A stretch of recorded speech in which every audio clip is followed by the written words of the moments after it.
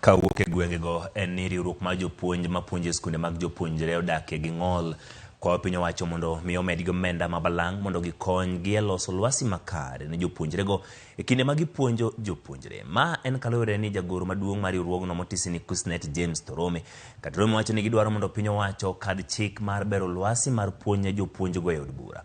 Chik mabiro chiwo omenda maromo silings bilion 5 mondo mi okonye chenro makamago. Giwacho ni silings 10,000 ma giyudo dwe ka dwe ok rom tayo chenrogo, ka koro gidwaro mondo oket obed silings 20,000 kuom japuonj ka japuonj, ka bende gidwaro mondo med jopuonj e skunde mag nyithindo man kod ng'ol.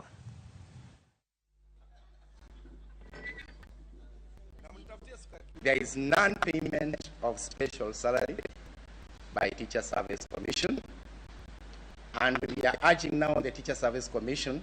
These allowance have stayed for over 10 years.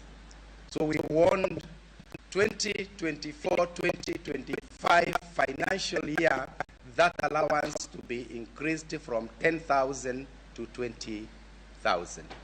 That's the voice of teachers of Kilifi and the country at large. Hawa wabunge wetu tunawaomba kwamba wabunge katika nchi hii yetu ya Kenya wakaweze kuongea pale kwa kutetea swala hili la watoto walio na ulemavu, wakaweze kuona kwamba pesa zimeongezwa ili wale walimu wanapopewa nyongeza ya mshahara basi wataweza kuwashughulikia wale watoto vizuri.